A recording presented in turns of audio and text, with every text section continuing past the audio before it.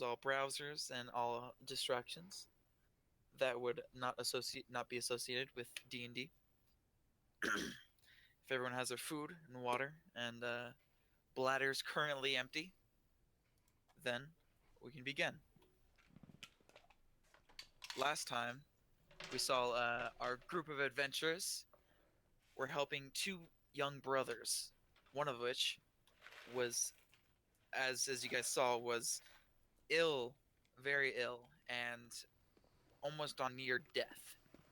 And you guys came meeting Hopin at the church, traveling all the way to Westwind, um, getting in kind of a scuffle with a local game that was going on in a back alley of some dwarves and gnomes.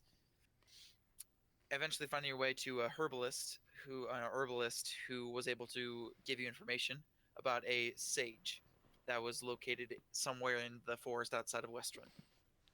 You guys, traveling outside of Westwind, started walking into the forest, and after a little bit of traveling, you guys came across a hag, which Hope walked in and immediately left, and Swega almost dying from one shot. That was kind of scary. Yeah, it was. And but you guys actually didn't kill her, captured her, and made her guide you all the way to your destination. And you let her go, which is surprising. And you guys getting to where right outside of this very small pond, um, and outside of what it seemed to be like a somewhat of a crumbled tower in the middle of it.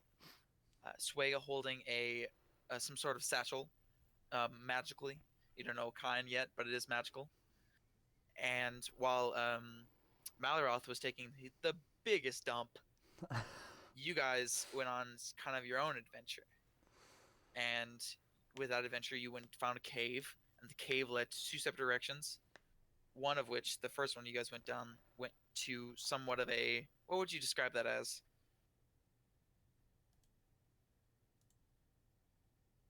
Almost like a hidden oasis. Yeah, somewhat of an oasis that was apparently the burial ground of a quote guardian of the forest. And after paying your respects to the guardian, he was summoned and gave you these very odd glass, mossy looking rocks. And each of you have one of those. Coming back out of this hidden oasis, you guys found a dead male that you guys buried and found a silver sword from it. And as you guys head back, you met Malroth, and after his gigantic dump, and you guys all meet at the same point. Malroth walking from the opposite direction you guys were coming from, and you guys meet as you guys walk up to seeing Malaroth and meeting at the edge of this large pond or this shallow pond. Malaroth looks a little queasy. Oh. Uh, you all right, buddy? Um, I don't really want to talk for Xander, Right. but essentially, he's kind of holding his stomach and just kind of like, I'm fine, don't worry about it. Okay.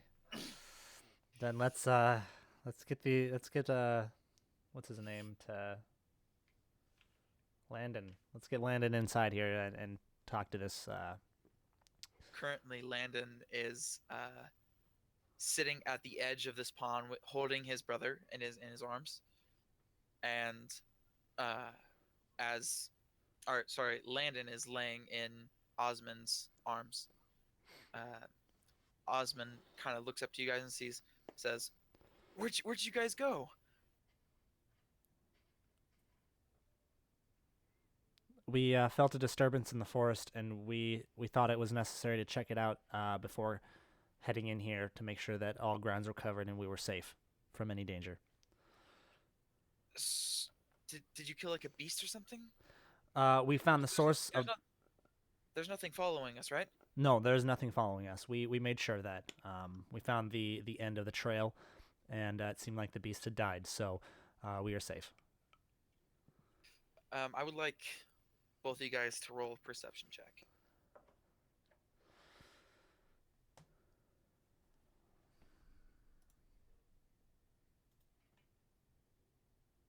And it begins. 6. A 11. 6, okay. 11. Suega, knowing your medical background or medical uh, expertise, you look down at Landon and he is pale white. His eyes are currently closed, and it looks like from the way his body looks right now, it looks as if he can't move. It Okay. looks like it looks like he's almost unconscious right now from his state. He looks malnourished. He looks a little bit definitely tired for sure, and it looks like this fever that is hitting him currently is almost, I would say, at its max. Okay. Well, we need to get him inside then. We need to get this what's his name out here. What is he called? It is still currently night, by the way. Oh, okay, it's still nighttime. It is still a little bit past midnight. The sage's name is Viral Savega. Oh, thank you. So we need to get him. We need to get to the sage. So, let's, Osmond, if you will, let's get your brother up to the cabin, the cabin here. Come on, Landon. Can you get up? Landon, no response. Uh, Osmond kind of looks up to you guys like, can you help him, please? Yeah. Uh, Malroth will go ahead and pick Landon up. I'm sure he's able. All right. Yeah. Malroth and Osmond helping Landon up and carrying him. Uh, you guys are going to the tower, correct? Yes. Okay. Are you guys walking there right now? On our horses. Oh, on your horses. So I always forget you guys have horses. So you guys jump on your horses. The the water only getting about to the knee of the horse. Not oh, actually way lower than that. About right above the ankle of the horse. So it is easily traversable. You guys jump on. Um, you guys walk over to this small island. Barely. It looks like this looks like the water was there after the tower because it looks like the land surrounding this tower is only about 5 feet from the water, and the this broken tower, which some of the stone and outside of the tower itself has crumbled into the water itself, and you guys walk up to the tower and crossing the water, you guys enter onto land. You about not about 5-10 feet away from the tower itself. It seems to fall in rightwards and something knocking the whole thing over. And there's bricks and stone everywhere. So something You just guys, knocked this tower over? it looks like it's fallen over. Wow. So you guys are currently outside of there. There's about to the portion of, I guess you'd say Malros height. The entrance, the circular entrance of the cave or of the tower itself is still intact. Looks like the upper half has fallen down. Okay. So there is still what it seems to be a broken half, the upper half of a door, of a wooden door, collapsed inward, and still intact though, still up, and there a broken circular stone structure of a tower, and the top half missing, right in front of you. Well, I'll head up to the door and is it open or is it It's half. It's like half? creaked Oh, open, yeah. but it's the sorry, the door itself is broken to smithereens. It looks like if someone were to punch the door, it would almost break it would break it down itself and just become a pile of wood. Okay. Well, I'll just kind of push it open. So ever so slightly you Yeah. push it open, and very keeping kind of having to hold it so it doesn't fall over. You push it open, and inside you see not a large but a quite wide uh, trap door that is in the middle of this tower. It seems quite large. It looks like about two people can walk down this simultaneously. In the middle of the floor. Yeah, in the middle of the floor, and Okay. yeah. Anything else in this room then? Go ahead and make a perception check.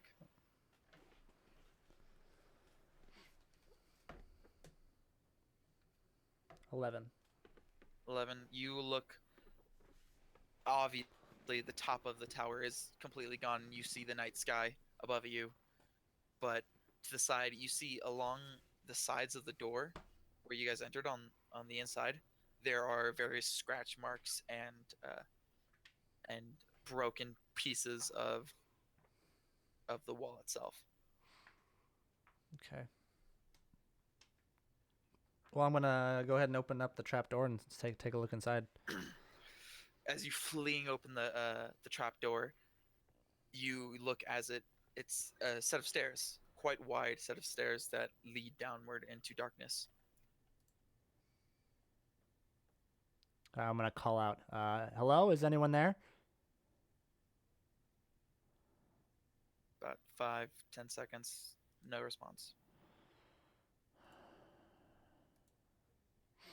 Well, Should we light up one of my torches and head down? we can. Do we want the others to stay behind? Like, I don't know. Do we want them to come down with us? I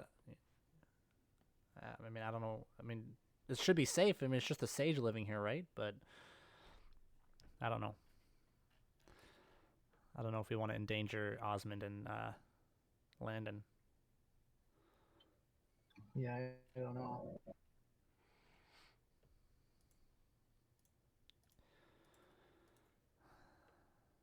Well, I'll Osmond, do you want to come down with us, or do you want us to scout ahead and find the sage, and then we'll come back for you? Um, the second one. I don't think I don't think putting Landon in any more danger is the greatest decision. Okay.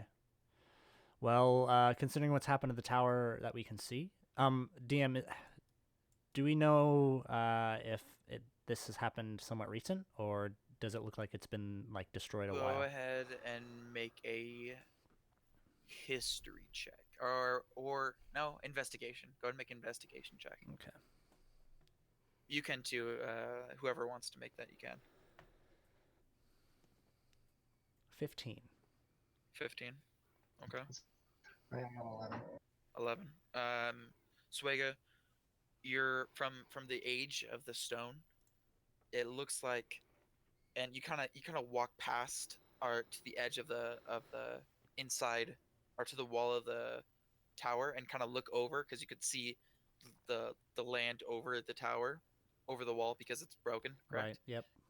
And you look at the outside of it, and the outside looks like there's like moss growing up it, and there's various natural vines and grass growing around it. It looks very untamed. So you gather it was quite a while ago. Don't know very specifically, but it more than 100 years, maybe. Okay. Quite a bit, quite a long time. Okay. Well, Osmond and you can stay here with Landon. We'll keep Maldroff here with you to protect from the rear if anyone comes through. Because we don't want to. I don't want to leave you and Osmond alone unless you have any fighting capabilities. I agree. And then Hope and Gavin and I will head down and look for the sage. Well, please hurry. I don't think Landon can last a lot longer. Then let's get going. All right, so you guys lighting a torch, correct? Correct. I think Hope and Gavin will be in front. Okay. So Yeah. Hopin, mark off another torch, Yep. and you guys, hoping God leading the charge, you guys walk down these stairs. These stairs going about, I would say, 2 flights down, and Okay. then I'm gonna have my shield out too, a shield and torch.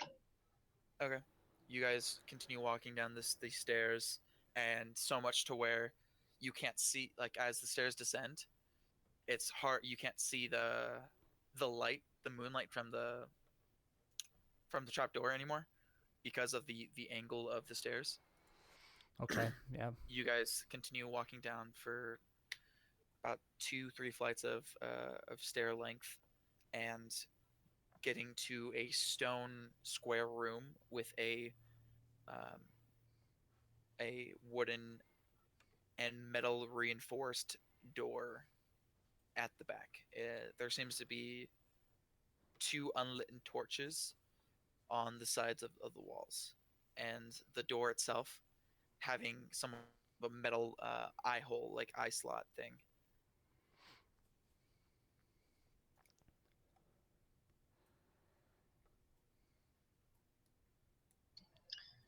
Should I try knocking Sega? Go for it. All right. I'm gonna tap my shield on the door. Just a single like. Two. Okay, so you hit the door. About a second or so later, this metal eye slot slides open, and you see somewhat of an older face, uh, wrinkled skin, and like deep, piercing, like not green, but like green bluish eyes. And the slot flies open. You see the face. Kind of gives you a quick look. Closes it, and the eye sock closes very rapidly. About a Are second or you? so about a second or so later, you hear a various unlocking, various metals clinging together almost as if locks, and the door fly open. As the door flies open, um, you see a seem to be robed in furs and a long cloak and a like a fur uh, cloak almost over him, and carrying a cane, a wooden cane of yeah, a very nicely carved wooden cane. It's older man, very short gray hair that is on top of his head, kind of balding on the back. Um, he kind of gives you a look and starts walking away back in farther into the building. I step just inside the door and say, "We are seeking the help of the sage Earl." He's come in, come, as he keeps walking, putting a hand over his head, motioning towards you, not even turning around. So, do you want to go get them, or do you want to wait a little bit longer? No, I don't see any trouble. I'll go and grab them. I'll run up and grab and beckon them down while you talk to this dude. Good luck. This cheery fellow. Yes. Okay. Okay. Do you wanna are you gonna wait there, Hopin? Or are you gonna continue following him? I'm gonna continue following him. Okay. Because you'll see it in a second, Hope or Swega, I'll just keep you in the same chat. Okay. As you follow this older man into a room, almost it looks like as if this rectangular sized room was made into a makeshift tavern, almost like a tavern or a building for survivors. There are various crates and boxes that are set. Some boxes even set for seats, as a about three wooden round tables are placed towards the back of the room. There on the left side of you against the wall you came through, there is a bar. There are various empty bottles of alcohol and about two that are currently opened right now and a couple glasses. As you walk in following this man, he walks past or walks through the middle of the room. Everything is made of stone and there are about 2 3 torches that are lighting up this entire room. Towards the back where the 3 tables are, there are one of which, the one closest to you and opposite of the door you came in, there is a singular man sitting on a chair that seems to be half broken. And as you walk in, a man sitting by himself on this round table kind of jolts up for a second, standing up, looking at you, realizing something, and kind of sitting back down. And as you continue to follow this man, the table in the middle is completely empty, and there or the last table at the back corner is there are 4 current people there, one of which, uh, the biggest, has jet black or not jet yeah, sorry, jet black hair, slicked, and he is very big, reminiscent of the size of Malroth, bare chested, having a little bit of fur, almost. I think it looks like a wolf almost, like a wolf skin on top of his shoulders. But other than that, he's shirtless and having a little bit of a fur cloth or hide cloth that is around his waist, and having a giant scar across his chest. And there are 3 others, one of which is has 2 glasses around him and is completely passed out, and they're kind of just talking amongst themselves. As you keep following him, he the old man getting towards the end of the room, end of this rectangle room, gets right in front of a another this door being a metal door. Looks like it's very reinforced. And the old man turns to you and he says, "Are you are you chosen as well, or is it just your friend?" I'm not sure what you mean. Well, I am the sage you are looking for. Yorel, correct? Correct. May I ask your name, young man? My name is Hopin. Hopin Gavin. This is very nice to meet you. And he kind of extends a hand. I hold on to the torch with my shield hand as much as I can to shake his. As you shake hands, he putting both his hands on his cane. He says in a very like sweet, older, kind of graveled voice. He says, "This is a shelter for people who were chosen, whether by choice or not. It's a way for people to shield from the night. Your friend is is he coming? Is he on his way?" He should be headed right back down with the sick man who needs your help. Describe to me his state. Well, for the past few days, he's been running a fever, unable to get down any food. He's slowly gotten more and more pale and with less energy. And now he's not even able to talk, and he almost seems unconscious at this point. Alright, it is first time then. Very well. Get him to me as quick as possible.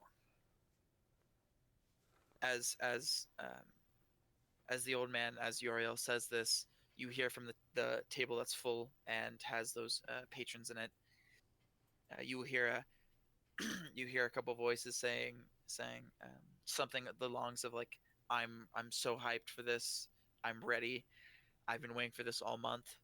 Stuff like that. Oh, balls.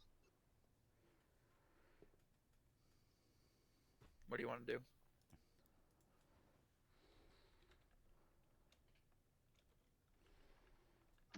I am gonna go back to the entrance of this room and wait for Tsuega. Okay, you go to the door, and it is currently still open. And you currently you see Suega and Malaroth and Osmond and Landon all coming down the stairs.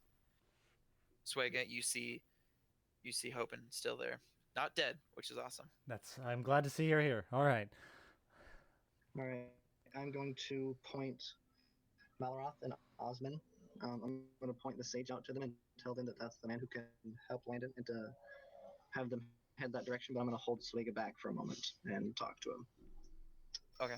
Um, Uriel seeing Landon kind of ushers the two young brothers to the empty table and sits them down for a second, and and you guys now are by yourselves. So What's going on? Suega, I'm getting a bad feeling about this. What happened? What did he say? Okay. So remember that dead, what appeared to be lycanthrope we found before with the silver sword? Yeah, in the forest. Okay. Down here, you see that big burly one right there at the far corner with the rest of the patrons? he points to a barbarian esque man standing much taller than his compatriots, kind of almost. He's not sharpening anything, but he's tightening straps on his furs and his boots and stuff like that. Yeah. How could you miss him? He looks fairly animalistic in a way. So what do And you? So. they knew we were coming. He asked if I was chosen. Oh God. When I described Landon's condition, the words Uriel said was, "It's his first time." And then everybody else said they've been waiting for this all month. Just to clarify, the people in the table weren't like talking about what your conversation was. They were seems to be talking amongst themselves.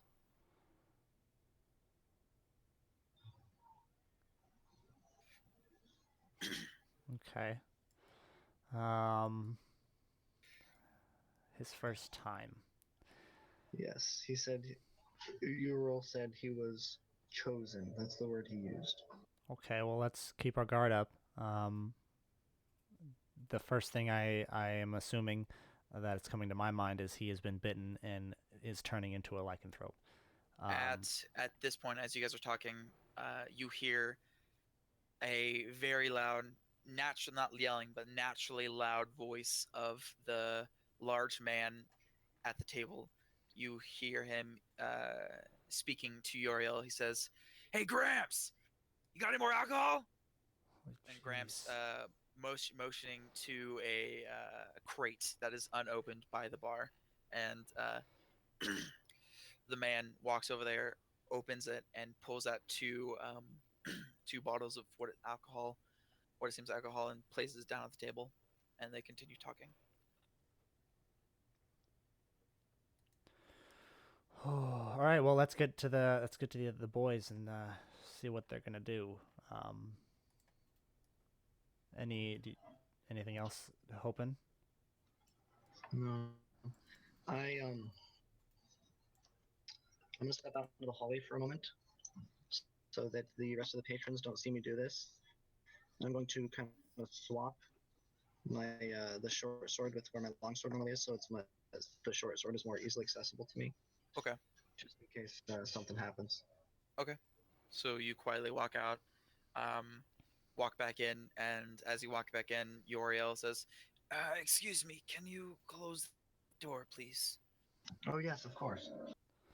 As you close the door, you see about three heavy locks on it, and you simultaneously, like each one of them, lock them and make sure it's very secure. Wonderful. Is the door made of wood? It is made of wood, but it is very heavily metally reinforced. Okay. Metal reinforced. All right. You guys Well, see, yeah. let's get up to the sage. What can you help him? Uriel says he's kind of giving Landon, who is now laying on top of this round table, and everyone kind of circling him or surrounding him. Kind of Uriel is searching him over. He says, "He is.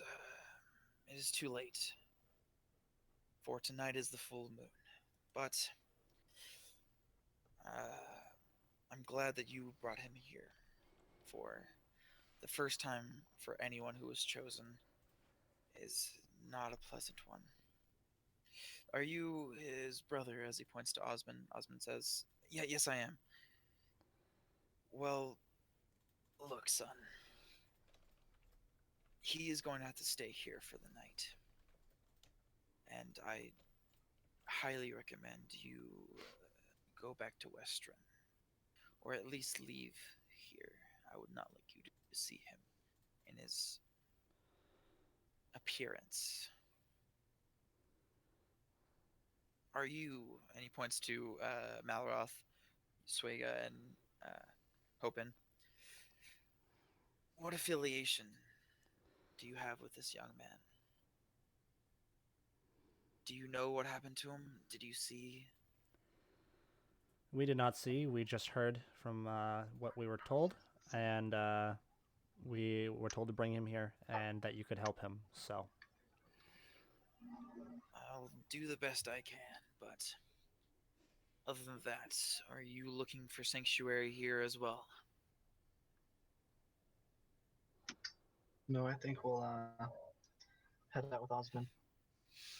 Um, the From the back table, you hear one of the people, one of the men, not the big one, but one of the other ones, kind of look at you, or not look at you, kind of rear back from his seat, and with a glass in his hand says, "Ha, well, good luck." And he goes back to sipping.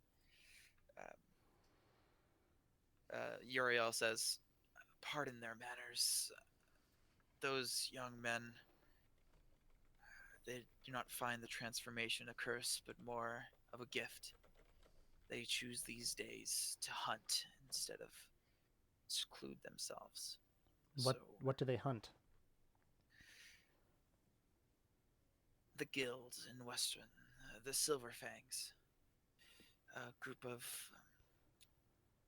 hunters who specifically fight and kill length, or, eh, length. Oh my god, I can't say it. Lycanthropes. Sorry, lycanthropes. It looks like they're getting. What's stopping them from hunting Landon? From what you're saying, they're gonna hunt him. Oh no, the Silver Fangs are. These young men's are lycanthropes. Ah, okay, They just choose this day to fight back and show the Silver Fangs that they can live too. I see. But for him, points to the really big man, says, "That is Jorkin. Jorkin doesn't really care about what is right and what is wrong. The strongest of all other, sorry, one second. He is the strongest of his friends, and especially of the other lycanthropes that we have.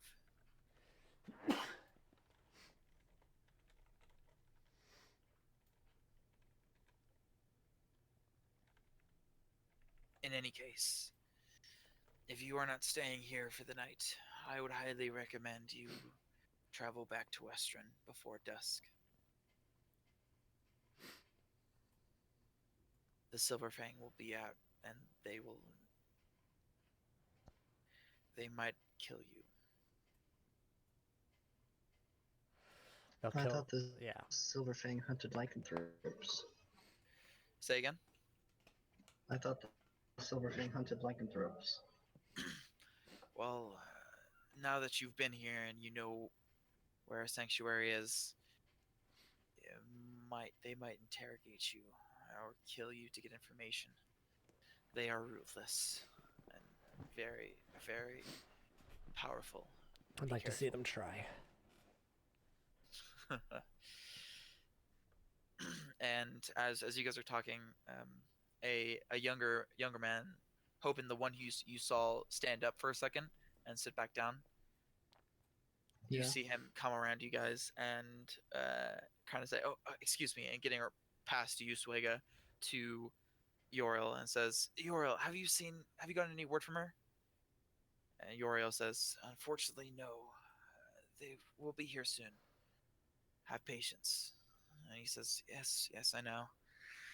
All right, Hey, thank you Uriel. so much." And the man walks back. Hey, Uriel. Yes. There's something I feel I should mention. What is it? Do you have any lycanthropes that have gone missing recently? From time to time, yes. The more primal of us, and he points to the group in the back, kind of being a little rowdy at this point. Uh, they go out at night, while others, and he points to the man who just sat down, and he says the others tend to stay here and shield themselves for the night. Most hunters either have no problems or they don't come back. Why do you ask? Katsuiga and I found a young man with a silver short sword in his abdomen in a cave a little ways from here. Uh, as he says that, he kind of looks at your side, seeing the blade, and he puts a hand out. You want the sword? Uh, may I have a look? I'll hand it to him. You hand him the sword, and he kind of points out at the bottom of the handle. There is a round emblem of two silver fangs crossing each other, and he says, "Yes, it must have been the silver fang. Can you give me some kind of description of this man?"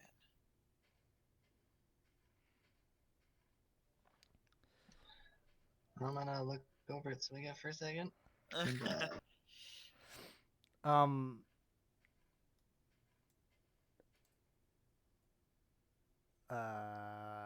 Is there? Let's see. Can I roll an insight check to remember what he looked like? Because I mean, I'm sure we got a good look while we buried him. Go ahead and make a history check. History check.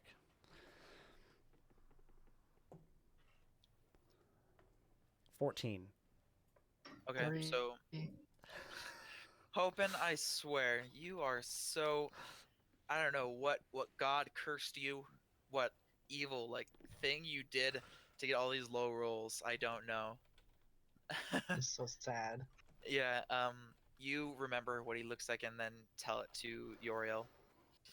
And Yoriel says, "I see. I was wondering how I didn't see him the past weeks or so. That was Eldero. He was one of the hunters of my sanctuary, and as you guys notice, the hunters are one of the werewolves that do go out at night and do hunt other things." And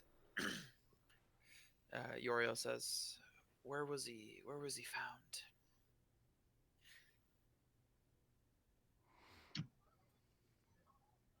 We had followed his tracks. There's some claw marks in trees and some tracks on the ground, and they led us to a small cave, maybe an hour's walk from here. Okay. Um, I see. In any case, if you would please, pick up his name again. Landon. Landon. Follow me. And he starts walking to the back of the room. All right. Malroth and I will grab Landon and help him over toward the sage here. And The yeah. sage, walking back to an iron door Uh, that is at the back of the room. He unlocking it and walking in into, as you guys follow him, into a round room with doors along all of them.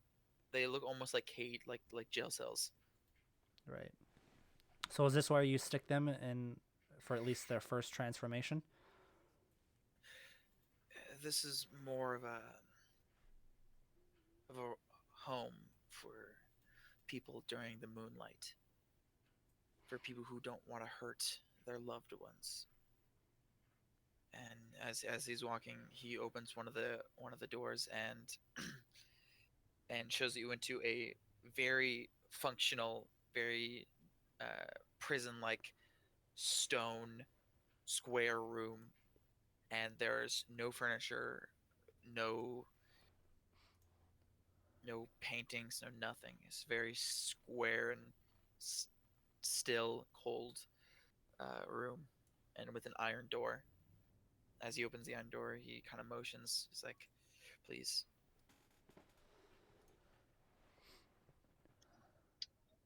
We will set Landon down inside.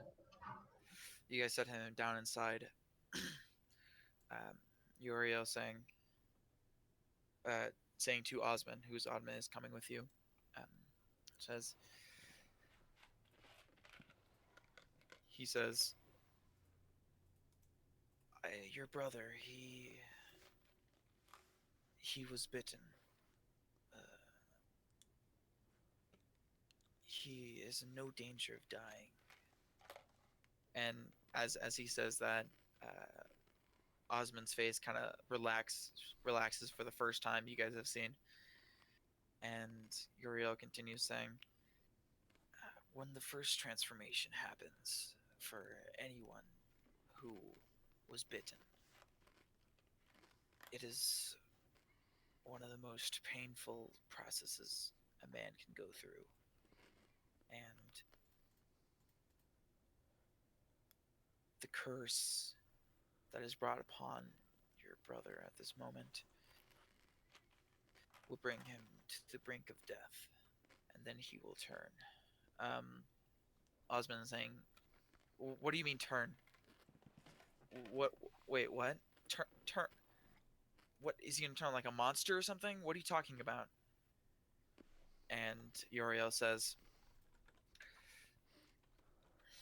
"Depending on what he was bitten by, he can turn into a variety of things. A werewolf, a werebear. It depends. But in this room, he'll be safe for the night. He won't hurt anyone."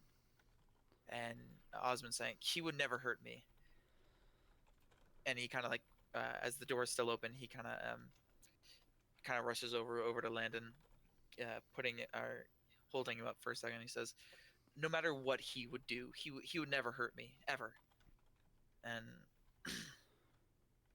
Uriel says, "You need not stay with him. He will hurt you."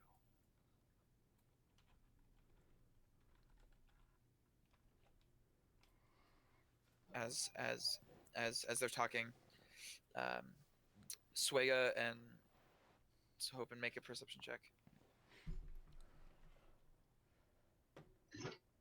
15. 17. Ooh, nice guys! Finally, hoping finally getting something over 10. I love it. But you guys notice, if you as you guys look back, there are already, as you guys can see, there are already about 2 or 3 people who are in these cells already, kind of looking they have little bars so you can look through, and there are two of which are kind of looking at you right now. And Uriel says, "Please come with me." And he motions a hand to Osmond. Osmond takes his hand, and Uriel says, "Your brother, he will be fine. I will give him I'll give him the remedies I know to ease his pain for the time being. But until tomorrow morning, or until the morning. Oh my God, words. Until tomorrow's morning. No. Oh my God. Sorry, blanking out here. Till tomorrow, till after tomorrow, he will be like this." And Yoriel kind of motion or kind of leads you guys out of the the thing and or the cell and closes it and locks it.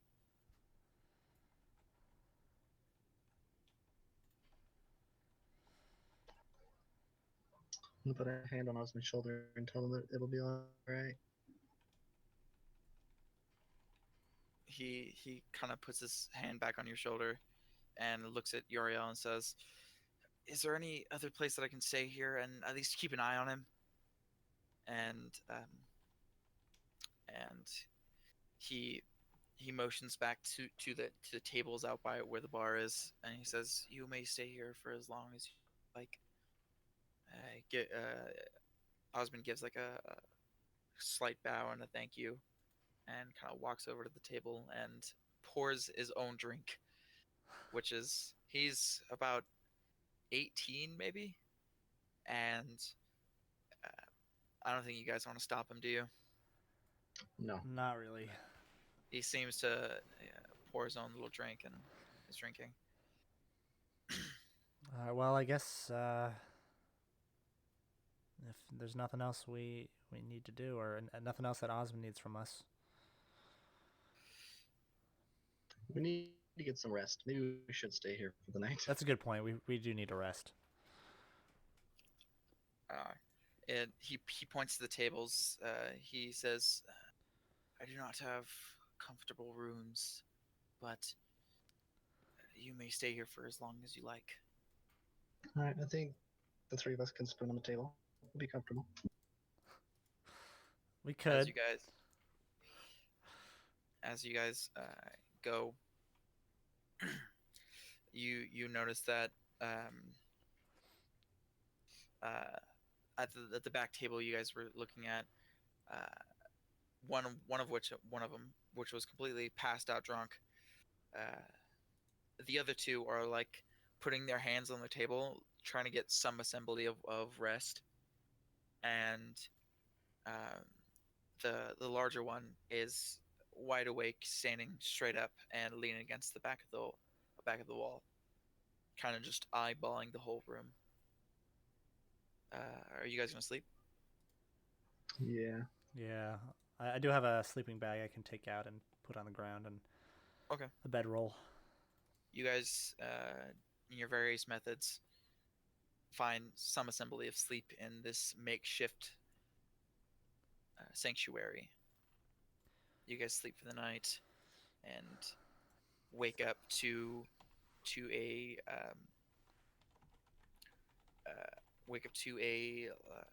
assembly of some kind of shing shing shing. Suega, you wake up first. You see still Hopen and the rest of the gang sleeping. Landon back in his cell. I'm gonna look for the source of the noise. You look at the back table. Uh, the sorry, Jorkin, the larger man, seems to be sharpening a axe, kind of just eyeballing you. Shing, I'll walk near him and shing, just kind of shing, sit down by him. shing, shing. He stops. How may I help you? Nothing really in particular. What? Why are you sharpening your axe? Well, tonight's the hunt. Are you joining? The hunt for what exactly? Oh, it's just a way to defend ourselves from the Silver Fang group of hunters. Right. That's what we've heard. Yeah, are you joining? Well, I don't know what a human like me could do to help. Oh, so you're not chosen. Me and my party are not chosen. Only Landon was chosen. Was it that runt who came in? Yes. Huh. Well, are you gonna be out in the forest tonight? Hopefully not during the hunt. uh, but we'll see. All right. What Well, uh, what were you bitten by? I was bitten by a wolf, a Okay. werewolf, about 20 years ago. He stopped sharpening his axe being a two-handed great axe. The box he's sitting on, he seems to his legs kind of shaking a little bit, almost in excitement or anticipation. He says, he stops his leg and he says, "Well, if you're not going to be out in the forest tonight, let me give you some little advice.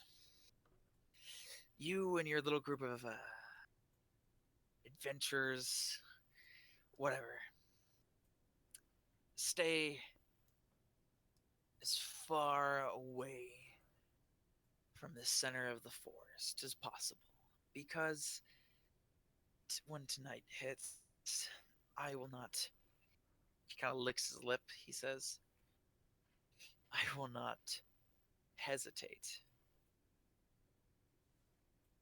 to Is that kill you." is that sounds like a threat? Really? Oh, no threats, no threat whatsoever. I'm just saying when the moonlight hits, I can't control myself. I'll take that under advisement. He kind of leans back and goes back to sharpening his axe. And shing. But I do want to say, if you do see me out there in the forest, I'd think twice, at least, about attacking us. What's your name? Suega. Jorkin. And he kind of goes back down, starts shing, even with like a little more strength than he was before. Shing, shing, Oh God. shing. All right, I'll head back to the team and see if they All right, they're head back to the awake. team. Hoping at this moment you're kind of getting or waking up from the noise, and Malroth is still dead asleep, and Osman is dead asleep as well.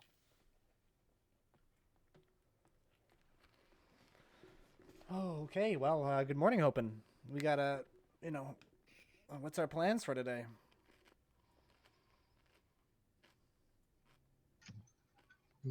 My plans? You want to know my plans?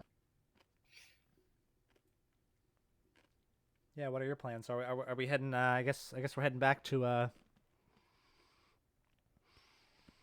wherever we're headed back to. If you guys, or as you guys both get up, kind of like, rub your eyes for a second, you notice that the door to the entrance of this place, there is that smaller man standing, looking through the eye slot.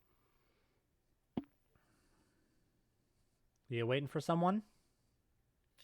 He kind of looks back. He's like, um, "No, no, I'm fine. I'm fine." And he turns back and keeps looking through. Okay. Actually, he turns around. He starts walking over to you. Says, "I'm sorry. That was rude of me. I didn't mean my my name is Kale. Nice to meet you." Hi, Kale. I'm Suega, and this is Hope Gavin here. Hi. It's very nice to meet you. Shakes both of your hands. I sorry I didn't introduce myself last night. I was kind of distracted. See, my family was supposed to be here last night, but they didn't show. So I'm a little worried. Um, Probably gonna have to go out tonight. Probably gonna go out tonight. No, we can't. Sorry. How do you know Uriel? We We were yeah. told that he could help what we thought the sick man that we had. Oh yeah. Oh, How is he doing? Is he okay? As Hell if I know. yeah, as far as we know, he's fine. That's good. I'm really sorry. I don't mean to be giving you any trouble whatsoever. Uriel, I was just a young boy when Uriel found me. I was out on the wrong nights. Uh, Tonight, about 4 years ago, he he was the most terrifying thing I've ever seen in my whole life. But he saved me. I was a little younger than I am now, but I was out in the forest doing God knows what. I was so immature back then, but he found me and he brought me in and he rescued me, and I owe my life for that. So if he ever seems a little cold-hearted, please just give him a break. He's gone through a lot. No problem. And he, as you guys are talking, you hear a and Kale automatically, instantly turns around and rushes to the door, and Uriel opening another door, wooden door on the side of the room. Um, Uriel says, "Kale, wait," and Kale backs off for a second. Uriel walks to the thing, opens the eye hole and closes it, and opens it again, opens the door, and you see um, a woman walk in, and the woman or Kale immediately rushes the woman and grabs her in a giant hug, and he says, "Oh my God, I thought you were dead. Please, where is she? Where is she?" And the woman says, "She ran off. Uh, we we we have to go. We have to go now." Um, as he starts running back to the table that Kale was sitting at, the woman not fast enough to grab him, and he rushes back to the table, grabs a bag and a dagger. So a bag one strapped over on one side and a dagger on the other. He walks up to her and says, "You stay here. I'll go." Uriel, yes, I'll be back. Um, Keep eyes on my Wait, wife, okay? wait. Uh, Kale, he he stops. is it a child? It's my daughter. Let us help you. Why would you do that? I have done nothing for you. A child shouldn't be out there on her own. The quicker we find her, the better. I want to find her before tonight. If you would please, we need to go now. I'm gonna look back at my party like, all right, guys, let's find this little girl. Um, Who's Osmond now gathering consciousness at this point. He comes up to you guys and gives you guys the biggest hug. And as he gives you guys this huge hug, he whispers in both you guys' eyes, "Thank you. I owe you everything." I'm just glad your brother's gonna be all right. He gives you guys a pat on the shoulder and goes back to his seat. Um, uh, so Kale at this point is like, or he says, "So you're gonna help me? Yes, yes, we are. Let's do it. Are you sure it's dangerous, especially on today of all days? That's why we need to get her back in. The Fangs might be out early. Some of them like to try to catch people coming to the sanctuary." Do they know where the sanctuary is? Uriel speaks up and he says, "As of this moment, no. But every day is another chance. So please, do not tell anyone."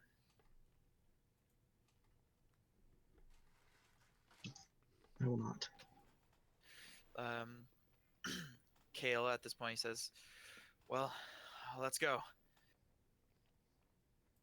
And he starts walking up the stairs. All right. I'm going to have my shield on my arm and follow him out. Yep, I've packed up my stuff and I'm heading up the stairs. I assume Maldroff is on his way as well. Yes, yes, he is. So as you guys walk up the stairs, kind of have to shielding yourself from the light of morning. And he says, "Come on, follow me."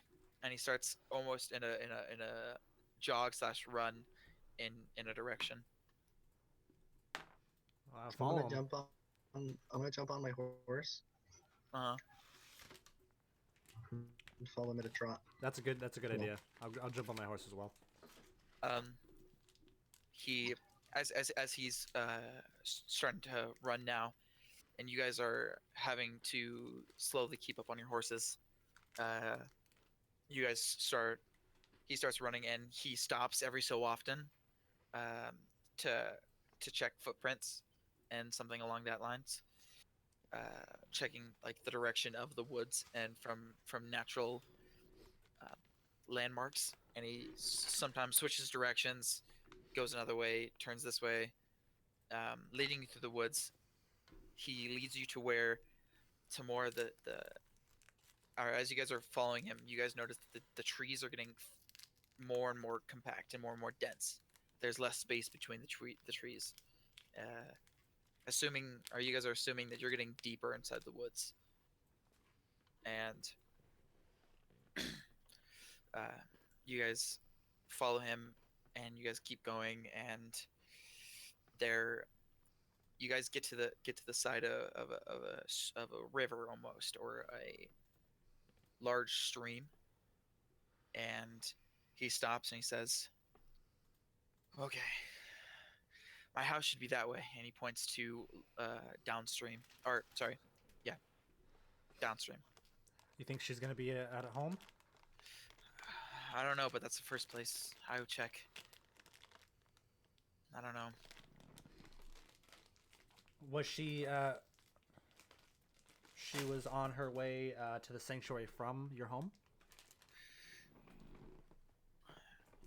She was with my wife, but I don't know. She's only 10. She she's adventurous, just like her dad. Hmm. But she might have gone. Uh, um, I don't know. Do you want us to go separate directions as you? No, no, no. Especially on today, we should stick together. Good idea. And he follows you guys downstream, and as you guys are continuing going about for a good 2 miles down, or going about half a mile or so down the stream, and then cutting off into a mile and a half of straight forest of dense, almost not untraversable, but unrecognizable. The only way you guys would be getting like almost any sense of direction is as Kale is, because uh, Kale is very in tune with the forest of directions, and he seems to have gone through these forests a lot. And he continues, and um, you guys are walking through this not path almost, but it's a walkway of where the trees kind of lighten up and make a somewhat assembly of a path. And you guys are walking down that way, and he stops, and he points in a direction. And if as you guys look to that direction, you guys see a small house, small like log cabin esque house. That's your home? Yes, it is. He looks behind you guys. Has anyone been following us? Not that I've noticed. Go ahead and make a perception check. Both of you guys. 7. 16. Um, Hopin, you notice that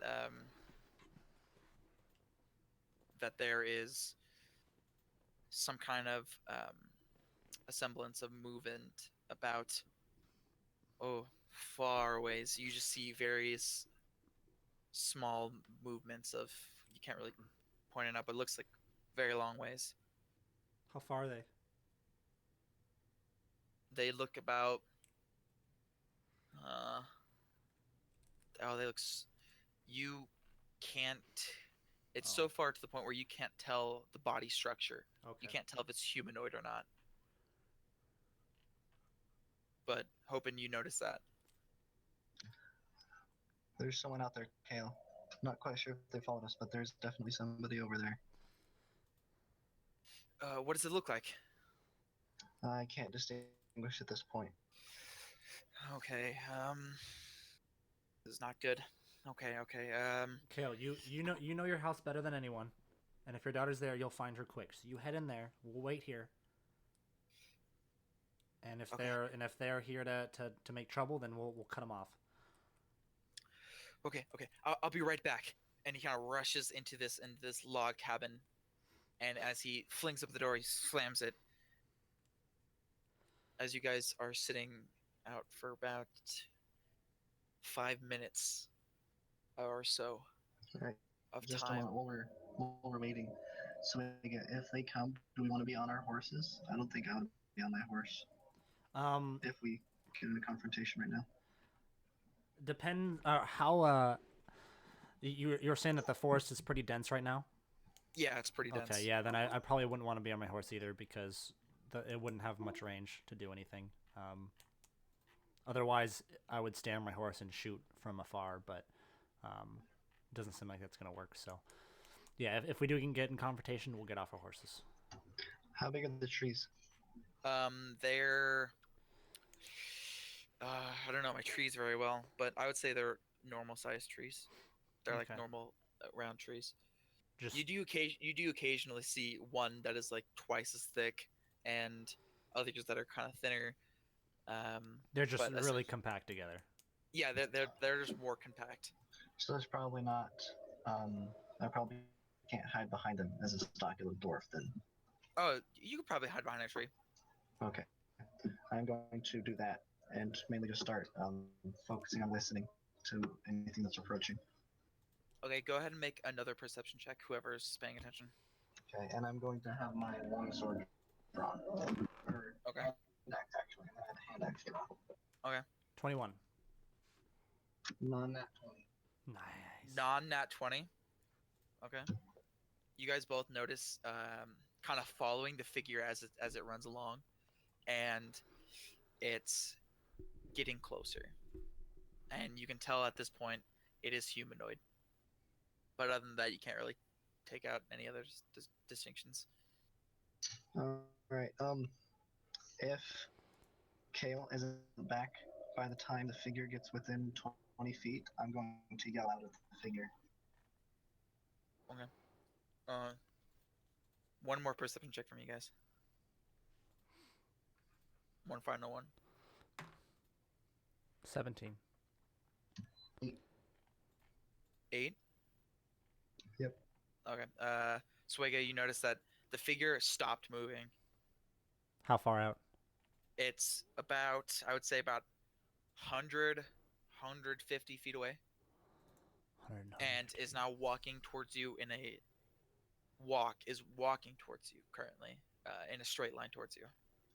150. Yeah, quite far away. Okay. Well, I almost have range for my spells. Some of them. And as he's walking, or as this person is walking towards you, uh, they walking in a straight path suddenly turns into dart behind a tree. You lose sight, and then you see them come out of another portion of the forest, walking straight at you, dashing into the forest, coming out from another direction. Uh, Not from like one side to like 180 degrees, but like you know what I mean. Yeah. Kind of I'm dashing in and out of the forest, getting closer and closer. Peyton or Hope and Gavin. I can turn you invisible for an hour if you would like to be sneaky around. You know, get the jump on them if they are hostile. If not, I'll wait. But I have the ability to. Okay, I am definitely not stealthy. What's your dexterity? My dexterity is 1. Oh, I mean yay, like one same here. modifier. So, Yeah, same here. As you guys are talking, you hear a from the house. You hear a damn it, damn it, damn it. oh God.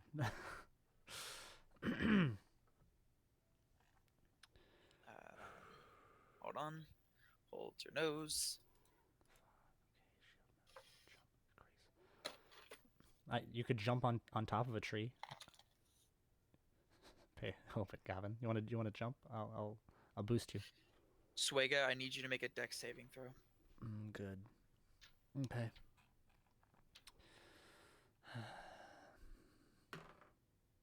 Natural 20. Ooh, nice. That's awesome. Yeah. Um,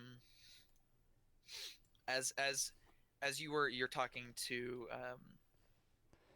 as you're talking to sorry, Hopin, you hear rustling in the bushes behind you, and you hear and as a crossbow bolt flies and you instinctively dodge out of the way and it pins to the tree right next to you. The Some kind of figure in the bushes behind you guys kind of backs up and dashes away. Okay, well they're hostile.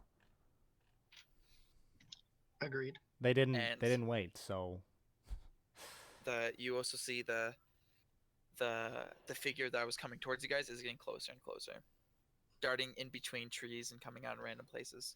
okay, so um we're standing next to a tree, next to some trees. Hmm. And forward from us is the figure approaching from the distance, dashing in and out.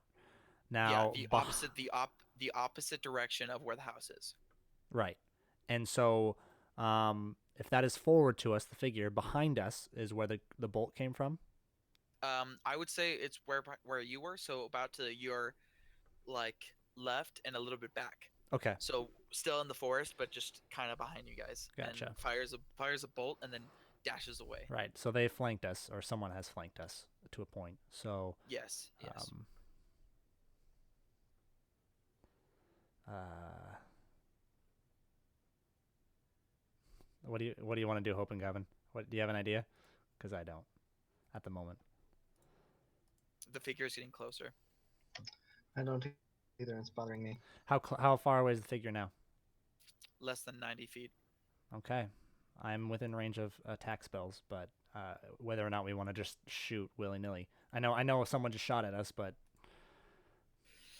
I need both you guys to make dexterity saving throws. okay, not good. 11. 11. What'd you get? 1, One. A Or- natural one. a natural 1. I like it. I like it a lot. Yeah, yeah. Um, Swega, you take 5 damage from a crossbow bolt that hits you in your side, Ah, and you're just kind of thrown to the or not thrown to the side. You kind of swing to the side, looking at a figure that is now not there. And hoping you see or you another arrow hits you in the shoulder, and you take 7 damage. ouch. The figure is now getting very close, within 50 feet, and you guys see nothing in the woods except sometimes a shadow or a figure move across.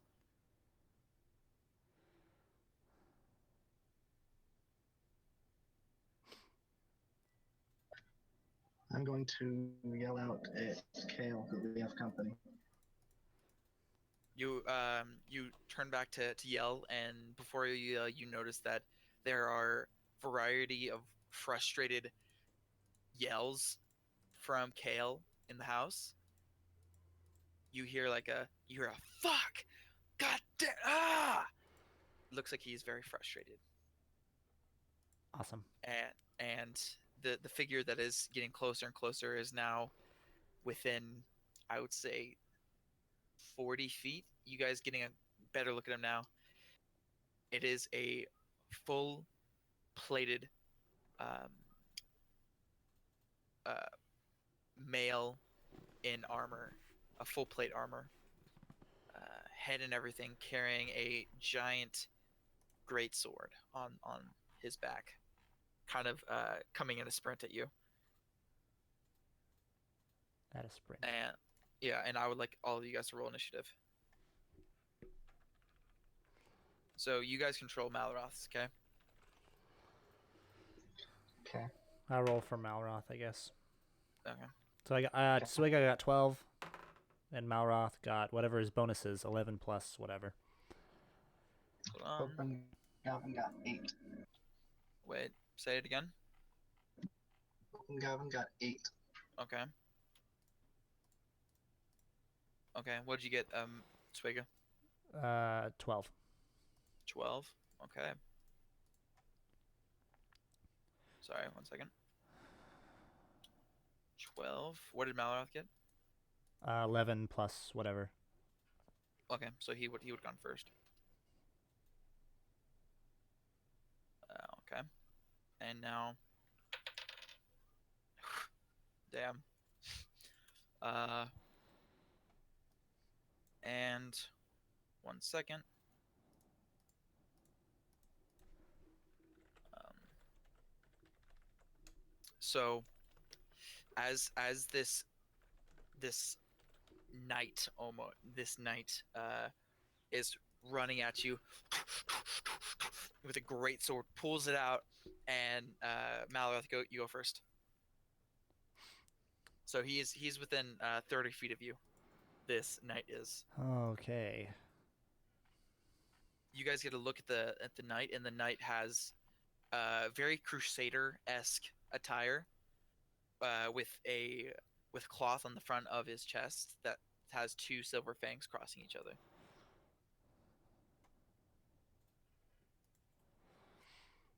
I don't know what to make Malroth do. See, it sounds easy to like decide what you want him to do, but again, I don't play as a monk. That's not my character, so it's hard to decide what I would want him to do. Yeah, you guys can decide like together.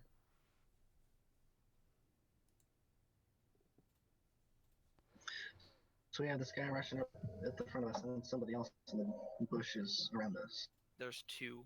There's 2, yeah, 2 bolts came at us.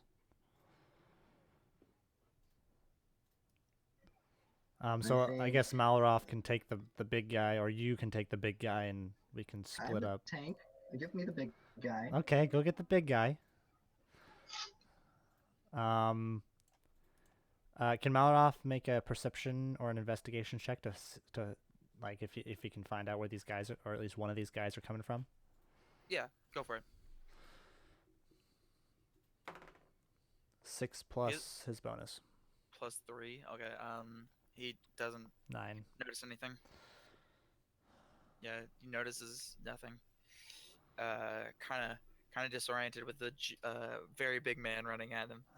Not very big, but a tank of a man running at you guys. It is now. Swig, your turn. What do you got? Well, I got spells. I do. Yeah, you do. I really do.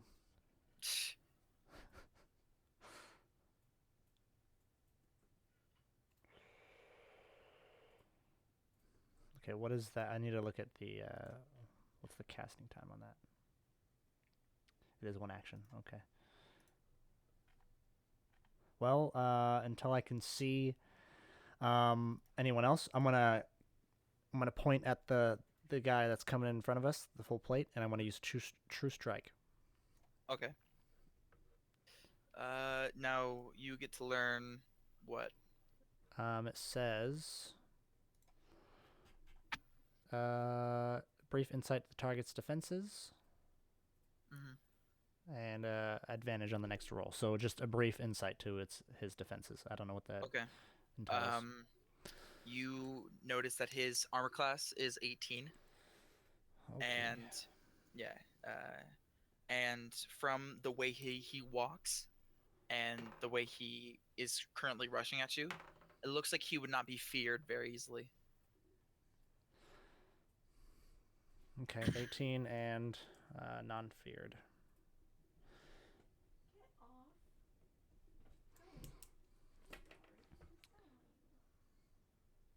Okay, that's your turn. Yeah, there's nothing else I can really do at the moment. All right, Hope and Gavin, what do you got? I'm just gonna go full bore at this guy. You said he's what, 20 feet away? Yeah, about 20 feet away. Okay. I already have my longsword drawn, so I can't throw a hand axe first. So I'm just gonna go at him and try a swing. As you Let's rush see at how him, this goes. you rush him to swing. Yeah. What do you get? A non-nat 20. A non-nat 20. So yeah, just 20 total with the bonus. You rush at him and you match his speed. As you go, you do a sidestep and swing at a gap in his armor, and you cut him. How much damage? Okay. 7 points of damage. Ooh, nice. All right. And You then cutting and gashing him on the side. I'm going to spin my action surge right now to try to do another quick jab. Okay. You as he's kind of off, as you kind of stop his momentum, slicing him on the side, he turns around to you. Go for it. Huh? Yeah. 19. 19. You again cutting him off, stabbing him in the shoulder this time. Your sword going piercing through his armor. You and he kind of gets his shoulder kind of swings to one side as you stab him, doing how much damage? 10 more points of damage. Oh my gosh, you're so good. That was a good start. Yeah, it was. Okay. Um, as now is your turn. Your turn just ended. It is the knight's turn, and the knight is going to swing at you with. He's gonna pull out this giant Zweihander, and go ahead and swing at you. Oh wow.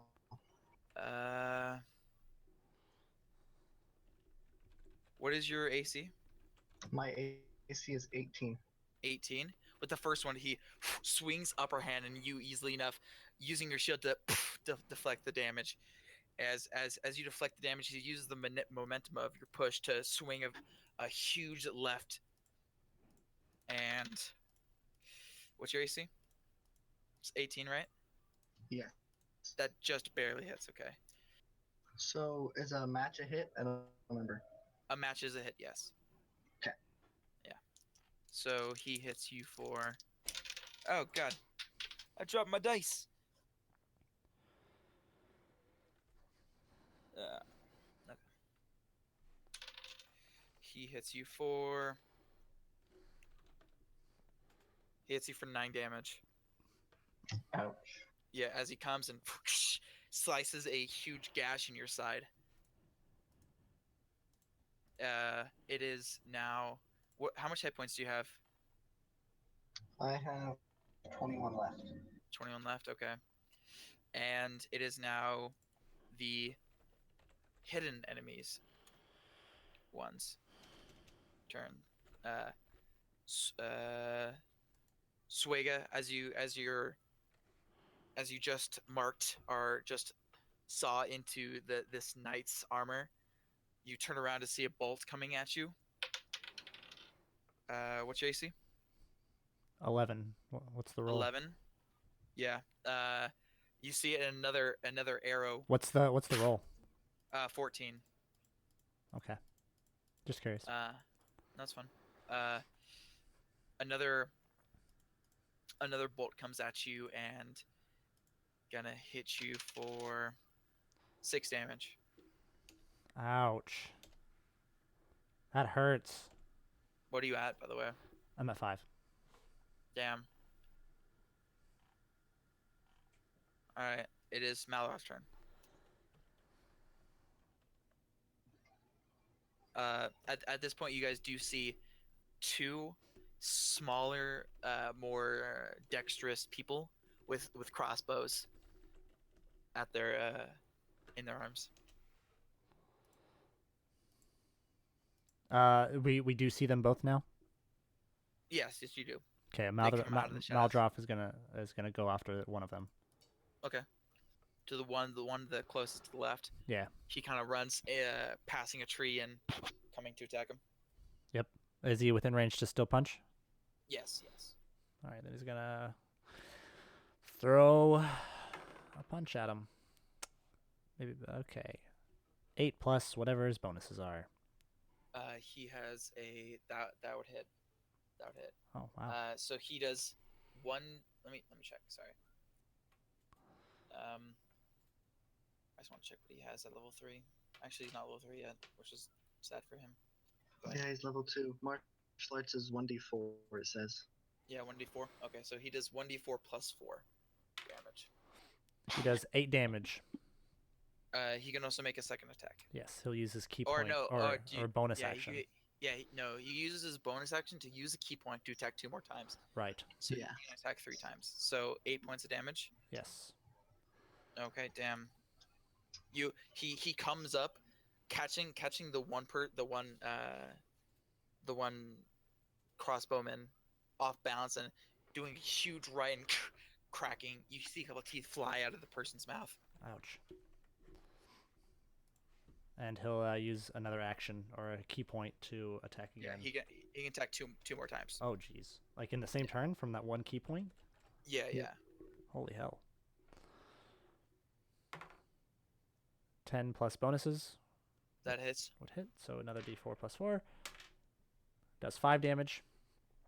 Okay. And Hold on. okay. As Malroth comes in, he does a huge right, knocking a couple teeth out. Another uppercut, or not? No, another huge left to the stomach, and you see a splout of a huge almost regurgitation of blood spew out and land in Malroth's chest. Go ahead and make your next attack. All right. 18. 18 hits. And another 5 damage. Oh my gosh. With that,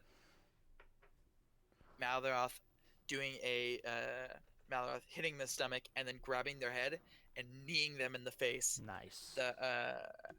You as a huge the person collapsed to the ground. Good. And, One guy's dead. Dropping the crossbow. Swag, your turn. I can see the other guy. You can see both of the enemies. I can see both of them. I'm gonna shift around the tree, so the tree is between the trees between me and the crossbowman, Okay.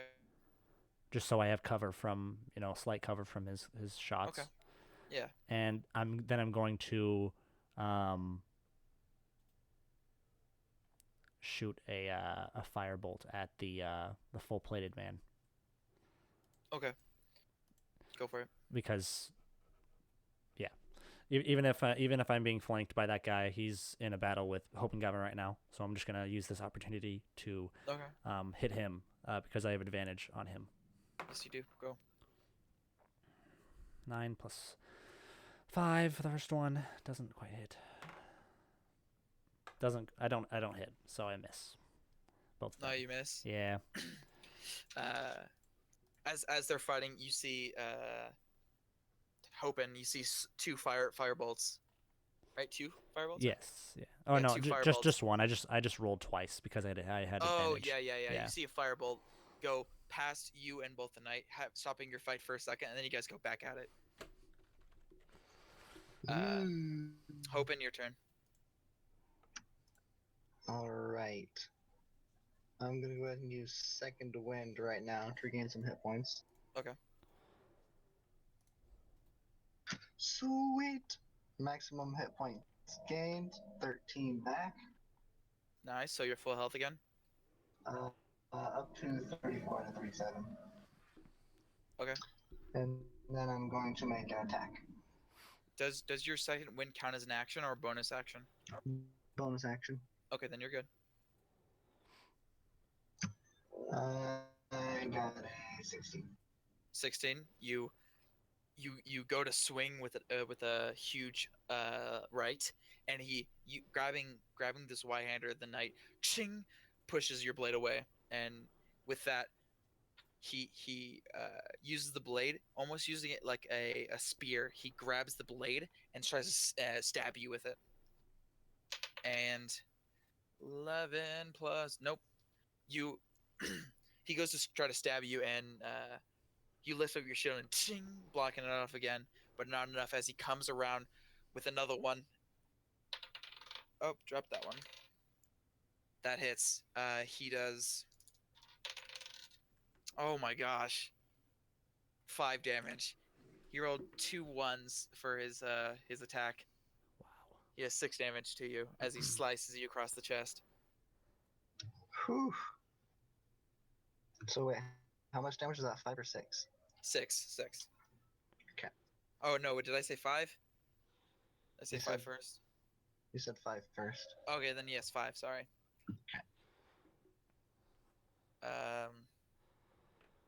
Okay. Because you're the closest one, Suega, the scout is going to attack you. Right. 15.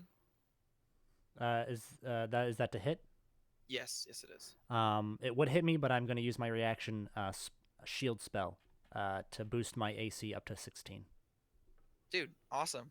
As you shoot, you see a magical ward over Suega as the as the crossbow comes at him, hitting this wall and splintering into a bunch of pieces, and the attack deflected. Malroth, your turn. Malroth is going to is he within range to attack run and attack the other scout as well, or does he have to run both turns? No, he would have to run. Okay, he's gonna run. Okay, so he's gonna run. He's spent his movement to get. He's about 15 feet away Okay. at this point. He'll take cover behind a tree as close as he can to the target. Okay, so he runs and hides behind a tree. Swag, your turn. Okay.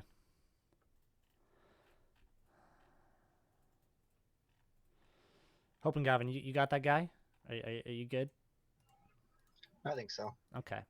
All right, then this scout's gonna feel pain. He's going to feel pain. I'm gonna use my chromatic orb spell, Oh snap! All right. and I see a glimpse into the future. Okay. And I'm using my die roll that I had recorded after our long rest earlier. Okay. and that attack roll will now be 15, and then added plus my attack bonus is 5. Okay. So I get 20 to Okay. hit him. That's awesome. Go for it. Okay, let me see. How much damage does this do again? 1d. Okay, 3d8. Where's my? There it is.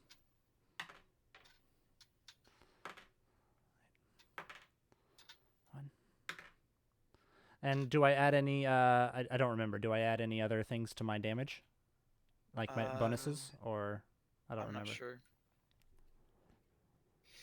I don't know. I forgot. Sorry. I totally forgot as well. Um,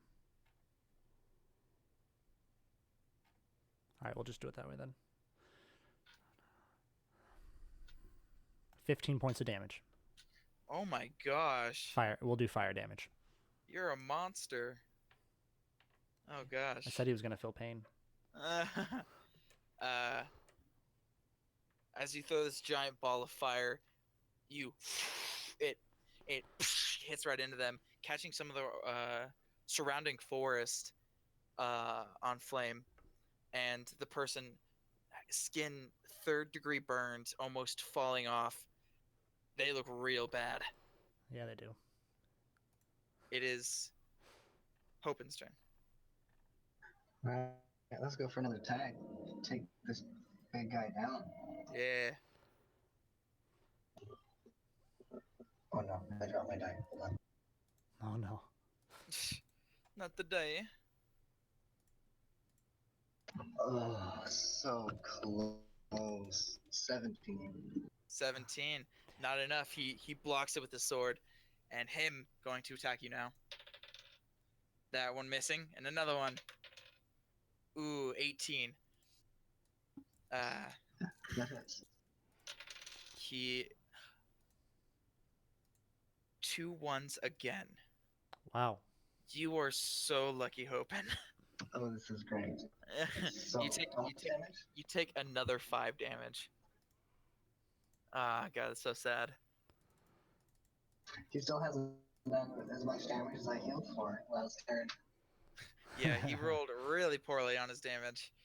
Uh, the the one scout that is now almost charred. The crossbow that he had in his hand is now burnt to a crisp and completely destroyed. He limping and holding his arm grabs a dagger and throws at you, Suega. Okay. And he 15 hit. It does hit. Okay.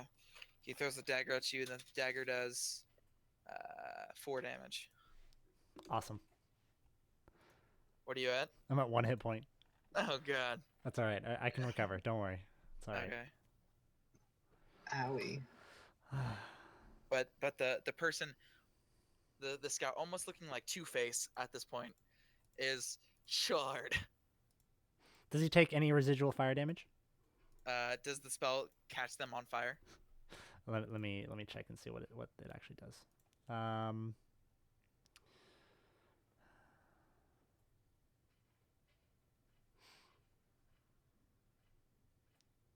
No, I mean it doesn't say. It just says I choose the type of orb that's being hurled, and the creature takes 3d8 damage of that type. So no. Yeah, there's certain spells that would catch the person on fire. Right, makes sense. Okay. It is it was just a scout's turn. Yeah. Now it is Malaroth's turn. Malaroth can make it to the scout at this point. He's gonna run up to the scout that's charred, and he's gonna make a leaping tiger punch Yes. toward the Okay. scout. And I will roll.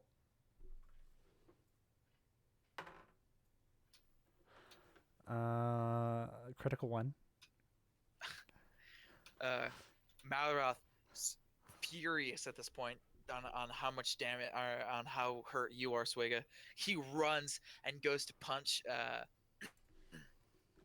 this this half dead scout in the face, but hitting a large tree behind as the scout dodges, and Malroth having his hand stuck inside of a tree.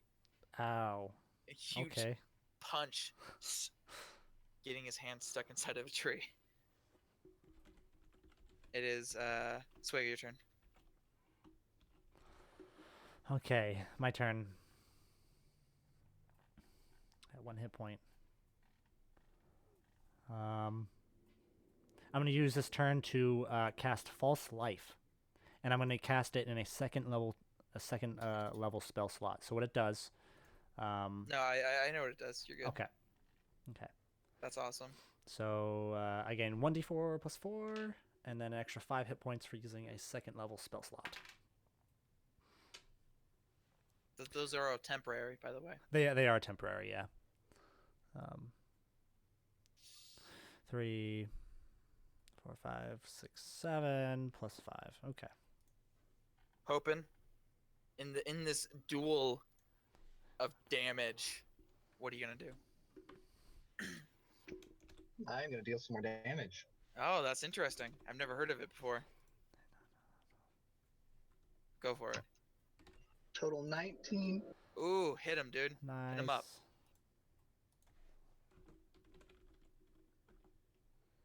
Aww. 6 more damage. Sad. Still, that's good damage. The knight is going to swing at you twice with his giant Swihender. That one not hitting. Next one. 9 plus 4. Oh, not both of them. You able to block them with your shield and dodge out of the way of the other one. Man, I like the not hitting thing. That's nice. This this scout, who is barely holding on to life, having no other option of no other weapon available, is going to run at you, Swega, and try to do a limping, like he's limping and trying to run at you and try to punch you in the face. Awesome. 16. Hits me. Okay, he does 2 damage. Awesome. Yeah, you take that 2 damage. I will. You take that 2 damage as he kind of like limply punches you in the chest.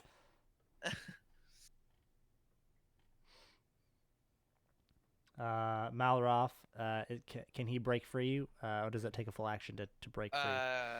Have him make a strength check. Okay.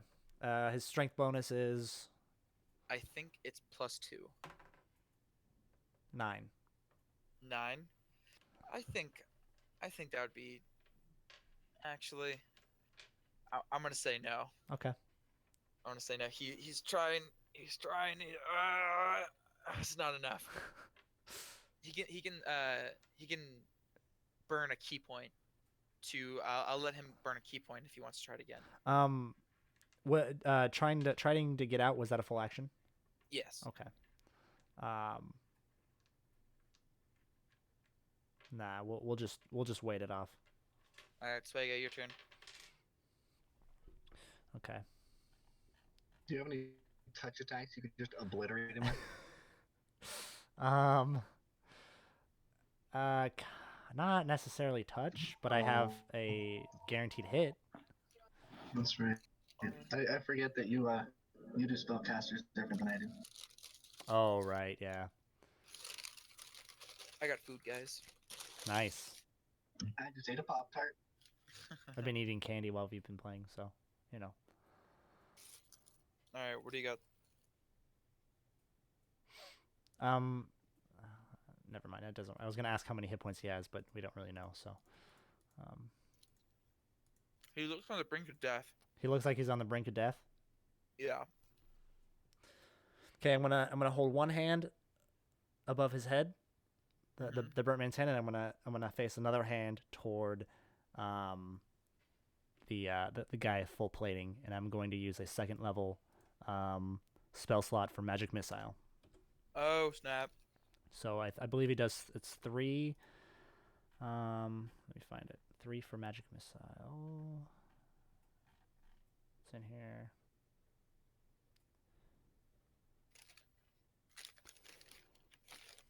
3 darts, yeah. So second level spell slot, I'm going to use 4. So 1 dart is going to go to the charred man, and then Okay. the other 3 remaining are going to go to the guy in full plate. Okay, so they automatically hit, so you don't need to roll. Awesome. Um, First one does 1d4 plus 1 to the charred man. That does Okay. 3 damage.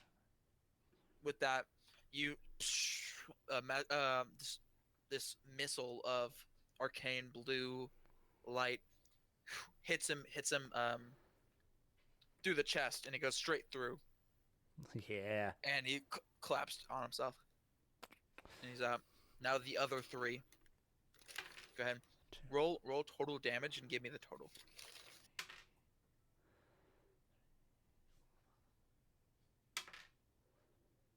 10 damage. Okay.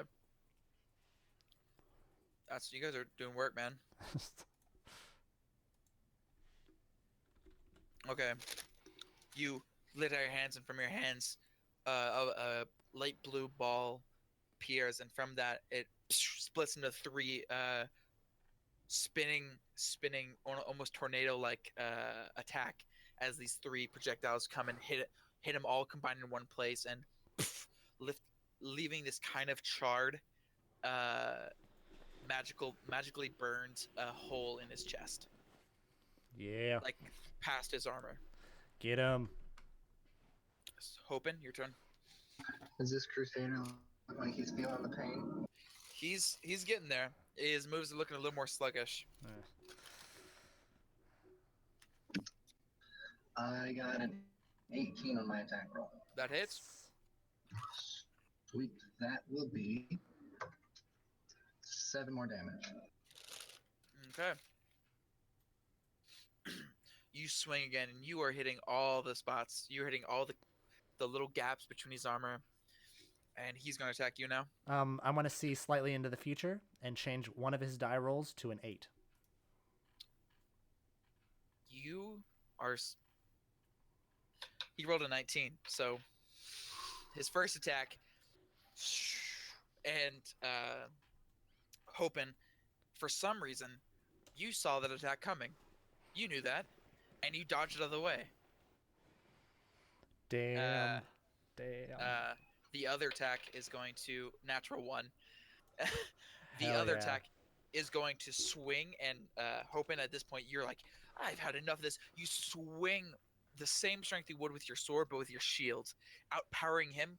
You hit the sword out of his hands. It is now about 5 feet away from him.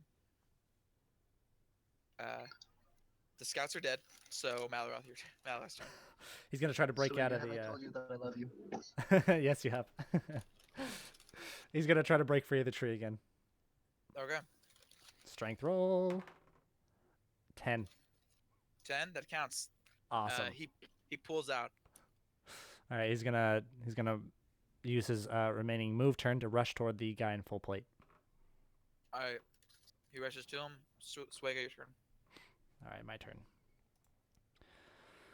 Is there any utility spell you could use to hinder him from getting to his sword? Let me see. Not really. I could try to charm him. Grease, fog cloud. I could obscure the area. Other than that, no, not How really. big of an area? I believe it's. Let me. I think it's 60 feet, but let me read. Fog Holy cloud. cow. Okay, so it's the range. I can cast it within 120 feet, and it creates a 20-foot radius sphere of fog centered on a point of origin. That seems a little excessive. We won't do that.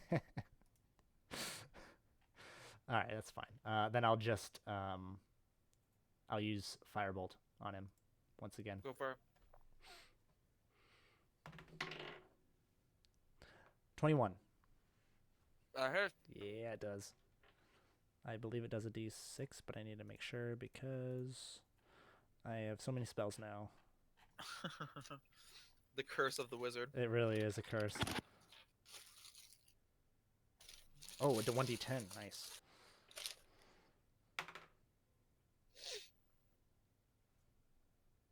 9 points of damage. Oh my gosh. uh, as you shoot this firebolt, the knight was already running towards his sword. He lifted out a hand to grab it, and the firebolt hits his hand away, and he kind of backs up for a second, seeing that his armor is kind of melting in various places. Yeah. It is now Hope, your turn. He chose the wrong people to fight.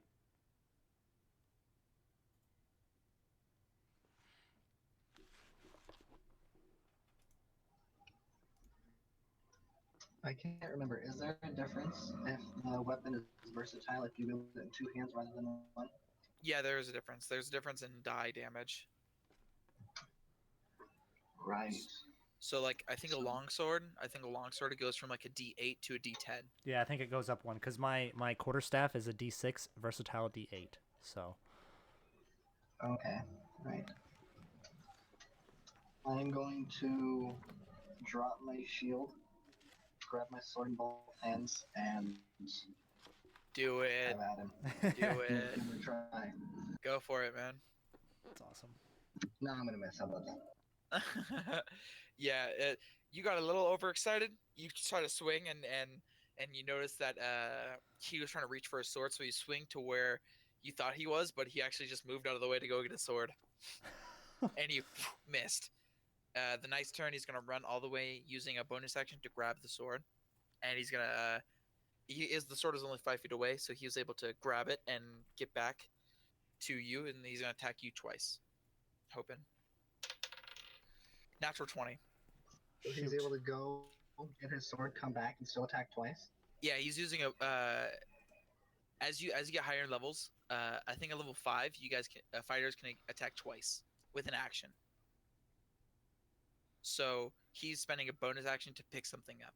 Within 5 feet, then moving, and then using his regular attack. Yes. And for his first attack, he rolled a natural 20 on you, Hopin. So for a natural 20, he would normally he would roll 2d6s and add modifier. But natural 20s are double the die and then add modifier. So he's rolling 4d6s and adding modifier afterwards. So okay.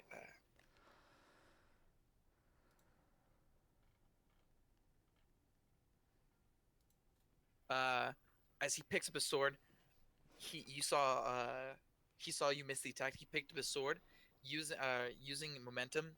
He does a huge left, swinging this gigantic greatsword, and already in the side where you were gashed, he hits the same place, doing 16 damage to you.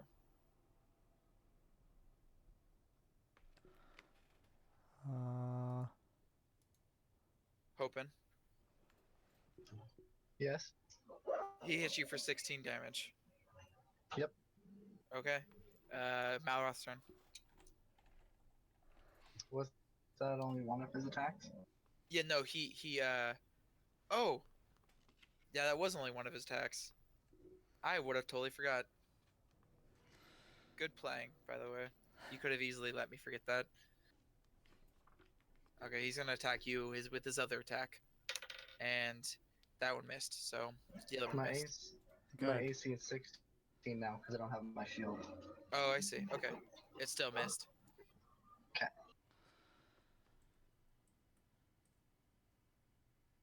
Malroth's turn. All right. He's gonna. If he's within range, he's gonna run and flank the enemy from behind and punch him. Yeah. Not from behind, but he can run straight up to him. Yes. Okay. Then he'll run straight up to him and take a nice right hook. Okay. He did not hit. He missed. He could attack. He could use a key point, Yeah, or use a bonus. he'll use a key point. Okay.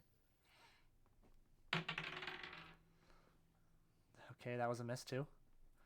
Do Okay. I one more? Yeah. Yeah. You can use something. 9. He got 4, 6, and 9. He missed all 3 times, unfortunately. Swig, your turn.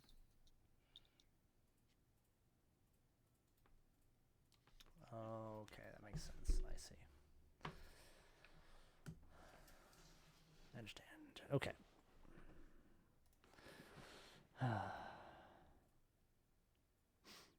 And I shall.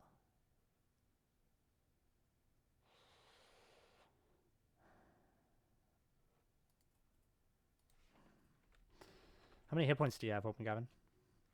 Just 8. okay. Not as bad as I was expecting, but still pretty bad. I would be dead right now if I hadn't used my second wind. Yeah, yeah, you would. I'm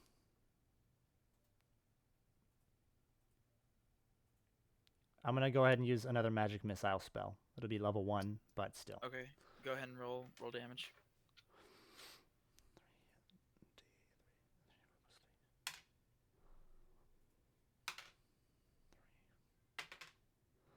Six, 9. Okay. Another 9 damage. Yep. How do you want to do this? How do I want to do this? Yeah, how do you want to do this? As in, what do you mean? I mean, how do you want to finish him off?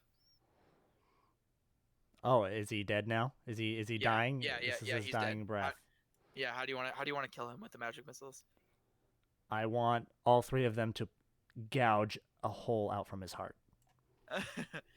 uh, as the missiles explode from your hand, Swega, they all collectively do this wide arc and then impact him in his chest. There is now a huge hole of where his heart used to be, and now blood and gore is just laying on the ground as the knight drops to his knees and then face plants on the ground.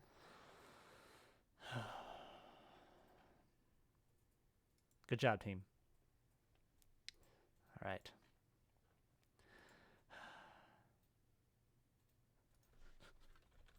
Okay. I'm gonna search their bodies. Do they have anything on them? So how much spend are you gonna like spend a couple minutes or quick thing?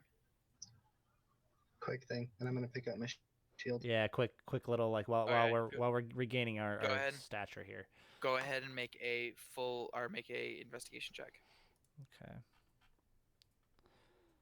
14. 14. Okay. You notice that he does have a full plate of armor on. Full Okay. plate armor that is partially destroyed, but still usable. So like the chest piece is gone, but the arms, legs, and helmet are still intact. Okay. You have a Zweihander, so two-handed greatsword that is made of silver, and you also in his like pouches, collectively, I would say about 10 gold. Okay, I'll take the 10 gold. And are you guys gonna check the other bodies too? Is there anything on him that like does he have any like sigil or kind of thing that displays his rank or something? Like if there's a rank and there's a guild?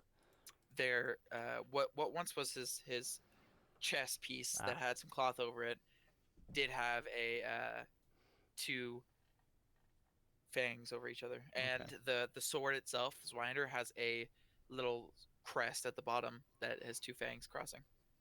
Okay, I'll take the sword, and then that'll be it. Okay. That'll be all I'll take. So, how functional would his full plate be compared to like a complete set of full plate? So full plate armor is 18, right? Is 18 AC, but Yeah. you would have no chest piece. The chest piece would be useless. So I would probably knock it down about 3 AC wise. So from 18 Okay. all the way down to like 15.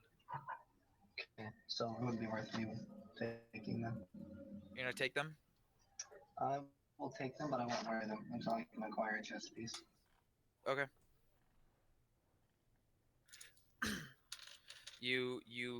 So that would take a little bit of time for you to take off all his armor. That's true. I won't do that then. Okay. You guys want to search the other bodies? As we're heading toward the house to find Kale, yeah, I'll kind of glance toward him and see if they have anything quick that we can grab. Okay. You notice that So the one that you shot a fireball at is destroyed. Nothing's left. Oh, good. The other one has a short sword and a dagger. Other than his crossbow bolt or his crossbow. He has a silver dagger. Yeah, they're the silver dagger and silver short sword. Okay. I'll snatch the dagger. Okay, you have a silver dagger, and you also have a silver greatsword. Uh, you continue running, and you go to the house. Correct? You guys go to the house. Yes. Uh, you walk into the house, and the house is quite nice, very peaceful, very uh, summer home esque log cabin, and it is thrashed. It is Oh, wow. completely destroyed. Every piece of furniture, every painting, every utensil, everything is thrown to the ground, ripped, not ripped to shreds, destroyed, broken. It's gone. And you see Kale sitting in the middle on his knees crying. I'm gonna go up to him and just kind of, like not slap him, but like pat his face and like stand him up. Like, all right, get a hold of yourself. Come on, what's going on? He kind of stands up. He's like, "They destroyed my home. They destroyed my home." And his body's kind of shaking with anger and frustration. And he kind of moves you to the side and goes to one of the walls that is next to a door, and you see a burnt signal of the Silver Fangs. So It that seems to be like some kind of burnt image into the wall. what's the image of? Two fangs Oh, crossing. okay, makes sense. So they were here. They must have been waiting for us or him to return home. Um, did you find any means of your daughter? Anything like that? Uh, her room there. She has a doll with her that she uses all the time, and that wasn't it wasn't there, and it wasn't destroyed. So she must have gone. She must have left, Okay, good. or they took her. Um. I doubt they took her. I bet she ran. Okay. We have a follow me. He exits or he leaves or he sorry enters a back room that is that is yeah, at least the back portion of the house, and you see that this is the main parents room. There's a large bed and various destroyed furniture and ripped apart clothes, everything. And he goes to the back of the room, and he starts moving a dresser. And this dresser is not very big, but it's a small hole is the back of it. And he he looks at it, and he's like, "Okay, she got away." He walks over to you, Swega. He grabs your shoulder. He's like, "She got away. She got away." All right, man. Now we gotta find her. Yeah, We're not out of yeah. the We gotta. woods yet. Okay, okay. You guys walk outside of the house, and going out by the back and following uh, his guide as he's looking at like footprints and various marks of trying to track his daughter. And you guys you guys continue on and go for a little bit, and I need you all to make a perception check. All right. 14. 15 and a natural 20 for Maldroth. Ooh, nice. Malroth kind of like hits you guys' shoulders and then gets your attention to about 300 feet away. There is a because he got a natural 20. There is a camp.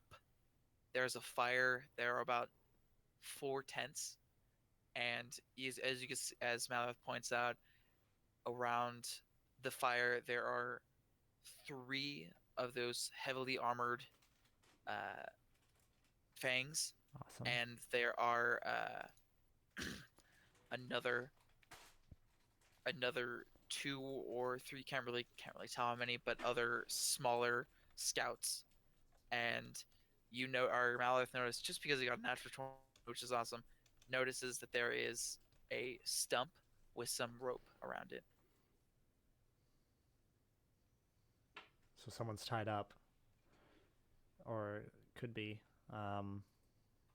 Shoot.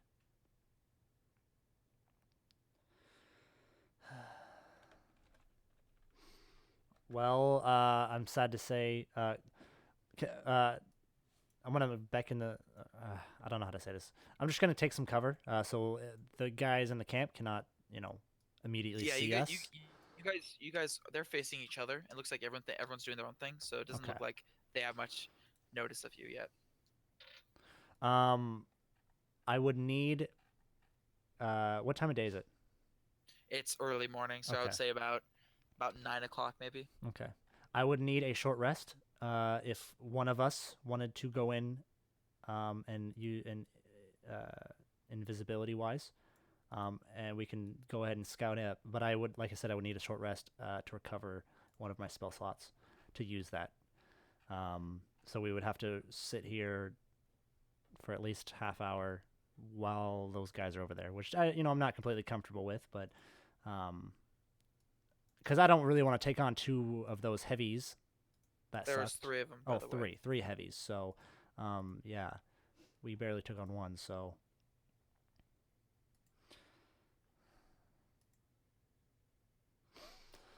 what do you think, Hopin?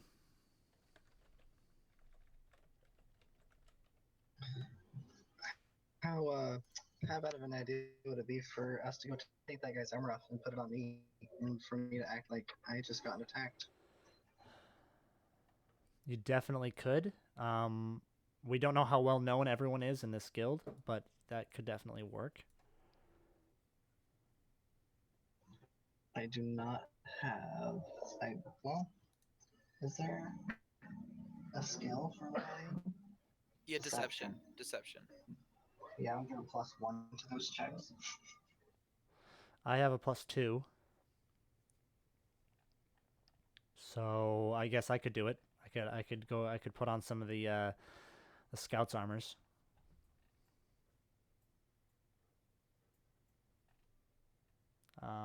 Malroth, I'm sure, doesn't have a very high deception. Maybe he does. I don't know.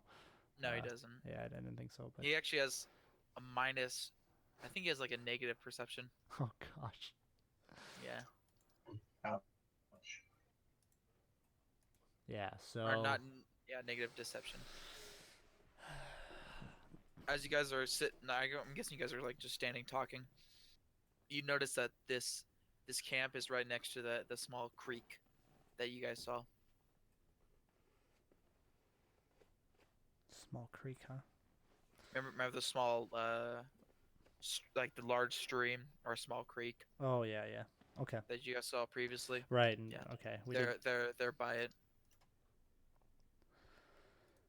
You guys seem to have followed the trail upward, and it seems going past where upstream instead of going downstream, which you guys came before. The only thing that's keeping me here is what's tied on that stump. Other than that, I would not. I don't see any reason to go in because we know the little girl escaped. She could have been caught out in the woods somewhere, and brought here. But again, I don't know. I don't know what's tied on that stump. And other than that, I don't want to go in there. So, um,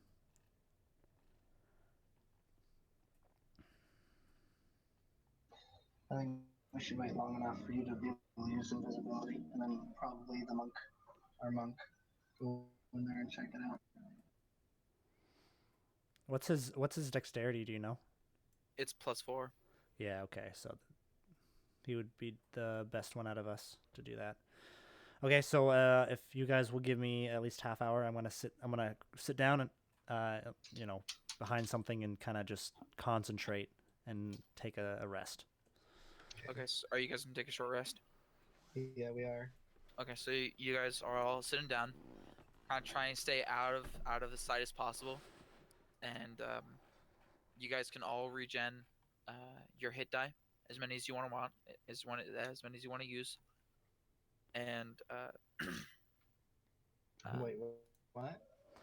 so every time you level up, you gain a hit die. Okay, Okay. and currently, so what's your hit die? Isn't it like a D10? Yes. So you would have three D10.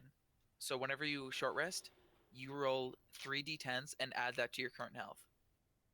Or Oh, you can okay. just do one if you don't have that many to spend. So if you don't want to Yeah. regain that much, just do 1d10 for this short rest, and we'll rest later, and you can do it again. Yeah. Okay. Is there?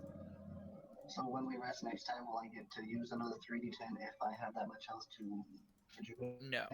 No. Do You it. you can use the hit die. You have it for the day. So if you use three right now, you can't use any later until the next day. Okay. Okay. Then I'll use 2 right now. Okay. So go ahead and roll hit die and add that to your health. You can do that too, Swega. All right. And Yeah. 8 and 4. 4. 8 and 4, 10. 7, 8, 9, 10. All right, I got 10. So. Okay. All right, that's good enough. All right, okay, so once per day, short rest. 3 half of levels. Then, since can I use my second wind again? Since it says I would have it after a short rest. Yeah, then yes, you can. Sweet. So then I'll just use that now and mark it off, so I don't try to use it in combat later. Okay. All right, I'm all set. Another 12 health. Nice, nice. Okay. What do you guys want to do? I'm gonna place my hand on Malroth, and I'm gonna. Okay, you guys are 300 feet away, by the way. Oh, 300 feet. Yes. You guys are Oh, very okay. far away. Okay, okay. So we have some time to get up closer then. Yeah, yeah, you do. Okay, so I won't use that right now. Okay. But we'll get up closer. So yeah. Hey guys, Yeah. I'm gonna go for like 1 or 2 minutes. I'll be right back. Okay. Then we can take a quick break right here if you guys want. Sure. Okay. We'll take like a 5-minute break and we'll be back. Okay. Sounds good. Okay. All right. Sounds good.